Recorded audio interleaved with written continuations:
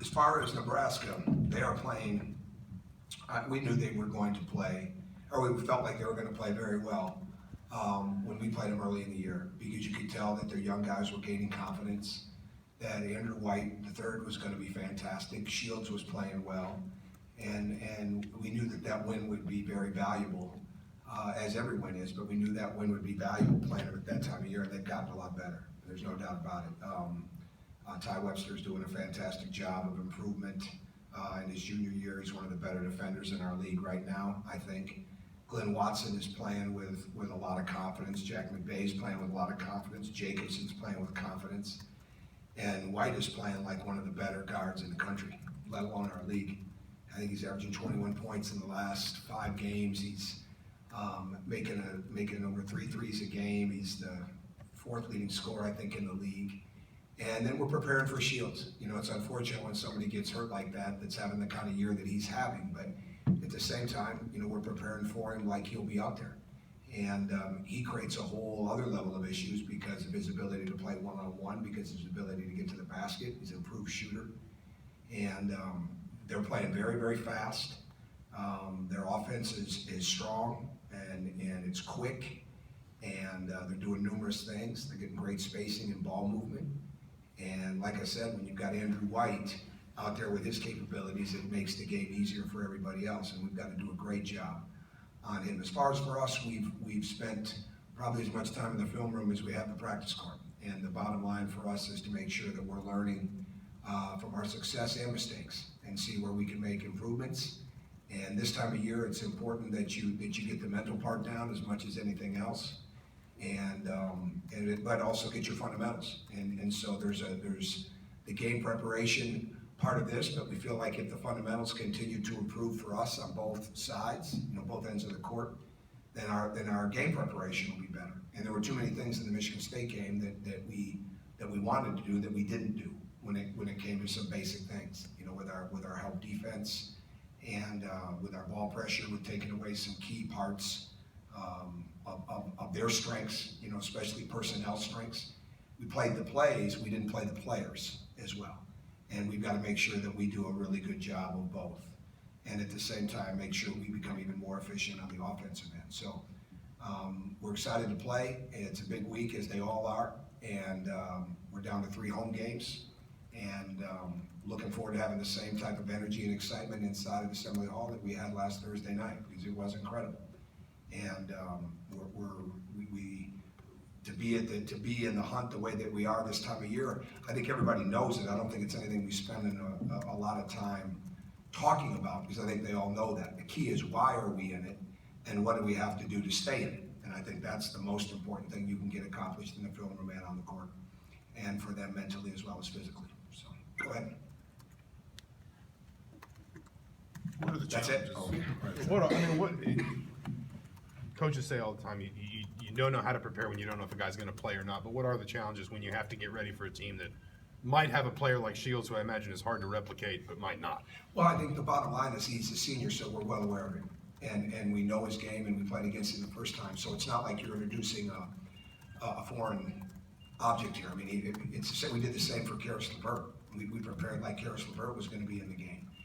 And a mature team doesn't look at it either way. They prepare, and then there's no letdown if he's not there, because they're a very good team. And I mean, what they did to Penn State the other night in the second half without him was really impressive. And the way they played at Wisconsin was pretty impressive as well. So, and again, the number one thing you have to do with a team like Nebraska, obviously we've played them, but they went to Michigan State and won.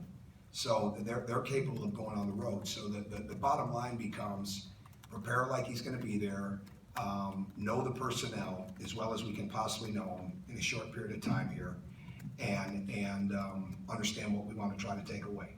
And their team has not changed a ton without him in there. I mean, they still put somebody else out there that can shoot the ball. And maybe it's not as much of the driving. Well, it's other guys driving the ball more. He's been very creative. Tim has been very creative with his offense, finding different ways to get to the basket. So they're playing with great speed, whether he's in there or not. So we have to prepare for that as much as anything. You mentioned the fact that you guys don't focus on being in the Big Ten race, but focus on things that got you there and can give Sure. you. What are the key things when you get to this final stretch? No, I think the same thing that put us there. Get the most out of every day. As boring as that sounds, that's the most important thing. Whether it's film, we cut a film session short a little while ago to go back out on the court to walk through a couple of things. You do what needs to be done at that present time in the moment, and it just helps set the urgency level for your team. So I think that's the most important thing. I don't think it's all about constant improvement, and it's about being honest when it's not as good as it needs to be. It's about being honest when it is, and it's really about being as forthright as you can be in what you have to do to improve upon it. And when the players are the ones that understand that, as well as the coaches, then you have a situation like we have right now, where we're right in it.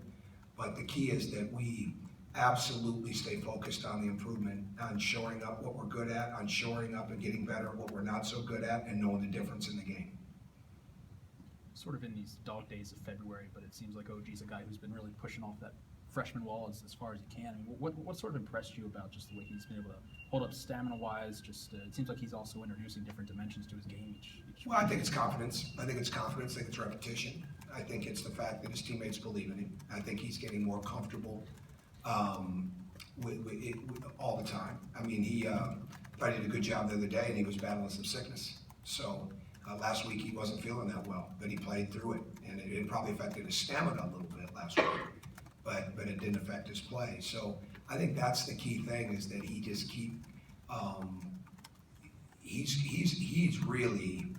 he's in that group of freshmen that have come in here over the years. It's in that gym a lot. I mean, I just walked down here now. We've been done for a while. All four freshmen are still in the practice gym right now as I'm walking down from my office. I mean, they're just in there. So that's what you want, is a group of guys that have that kind of hunger. And OG has that. So the key for him is to continue to push through the fatigue wall that comes in the game, not just in the season, but in the game. And I think our practices are extremely energetic. They're hard and demanding, but they're not taxing in the sense of wearing people down. And but they're building enough physical endurance and mental toughness that a young guy like that can keep fighting off that wall. But I think they're having fun too. And I think the fun part is when. The fun part is winning to them, but the byproduct is how much better you get. That's why you win. So, to me, that's what I think is a big energy driver for a guy like him and the other freshmen, as well as all the other guys. You mentioned on the show last night that you guys aren't running the break quite as fast as maybe you would want to. Why do you think that is? Well, I think we're not as focused on getting it out of the net as fast, because we're focused on not letting it go through the net. And I think, as crazy as that sounds, that's really, we're really running well off the miss, and off the turnover.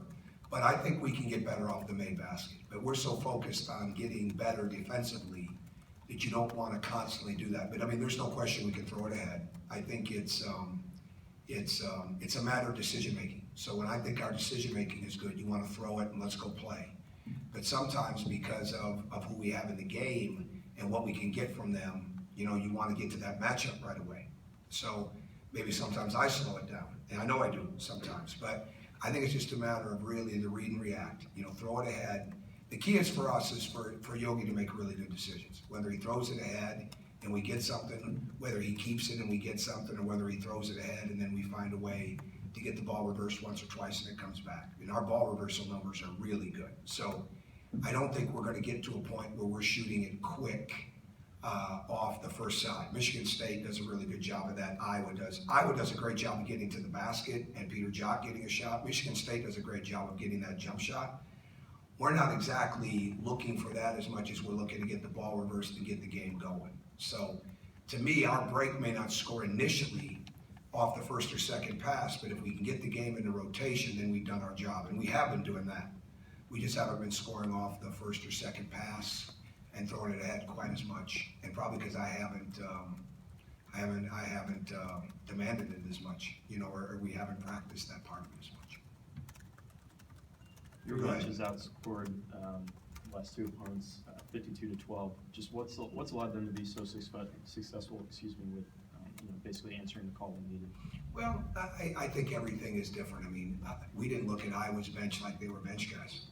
So when they came in the game, they got as much of a response from our team as anybody else. I mean, Dom Ewell said it before, Bear, those guys would start for a lot of teams in our league, let alone a lot of teams in the country. So I think there's a respect level. I don't think our guys have a drop-off mentally when people come in the game, you know, and that's where guys can steal points. And for us, I'd like to continue to think that the improvement is making them more sound. Now, we had some moments the other day where our bench didn't do a very good job defensively.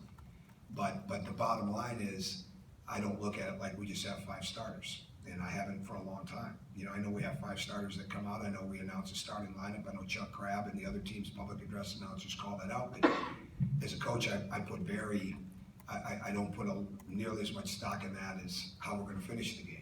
So I think when you've got numerous guys that can come in the game and contribute in the game, and if they're impacting winning like they have been, then that makes you that much better. Unfortunately for us, there's been some points involved, but we've got to do a better job, top to bottom, defensively, you know, on everybody, you know, especially judging on the way we played the other day. Tom hasn't called, he said Colin has grown a lot as a player, that his words are he's become a really tough cover. And it does feel like he's driving the ball more maybe this year than he was last. Is that an improvement to his game? Is that you've talked about he's also just got some of the explosiveness and athleticism back that he couldn't get from the injury last year? Is it a little bit of both? I think it's both, but I think it's his matchups. You know, he's rarely played where he's been guarded by a 5 this year. You know, where last year he was guarded by a 5, so he might shoot more, but he also drove the ball. But maybe somebody wasn't coming out to guard him as tight last year. You know, I think he got more open threes last year because of that. But this year, I mean, we're almost at the point where every one of them can drive to keep the offense going, you know, especially out of the corner and the wing. And that's something that we've got to continue to get better at, you know, that random yet organized ball movement. And Colin's the best at it. There's no doubt about it. He's the best at continuing to keep the ball moving off the drive, off the long closeout, off the rotation, off the reversal. You know, we run a misdirection type of action, and then he gets it thrown back to him and keeps it going. But you know, we want him to be even more aggressive. And there's no question every week, you know, he's adding to his game, but I mean, there's no question every week we're reminding him that it's okay to score, and that it's okay to look for a shot a little bit more. I mean, he was the second leading 3-point shooter in the league last year, and he makes timely shots. We need him to probably be even a little bit more aggressive. We need Nick to be more aggressive offensively, and Max is definitely enough to tell him twice to be aggressive offensively. He's got that message loud and clear, but OG can be even more. He was very aggressive offensively the other day. When the ball is really moving, and it's moving from not only side to side, but corner to corner, and you have the shooters that we have the ability to put on the floor, the more aggressive you are in that first dribble, the better it is. And really that's something that we even need to get more from Troy, is get Troy in situations. The other day they did a really good job of knowing where Troy was at all times. All right, and we've got to do an even better job for him of moving him and keeping him in movement and reminding him how good he can be when he attacks that rim, you know, and keep getting him in that type of space, you know, where he can do that. So, yeah, I know you asked about Colin, but there's really not much difference in all of them when it comes to keeping the ball moving. And certainly when we look at the way Thomas is passing the ball out of the post, I mean, it's really, really impressive in practice, the way he's passing the ball out of the post. We run post double drills every day, literally, you know, 5 to 7 minutes a day, not to mention what we do when we're scrimmaging. So I think that'll even be even a more enhanced part of our game in the month of February and March, which will help the drive and kick game and help the 3-point shooting game even that much more. Okay, Coach. Good, okay.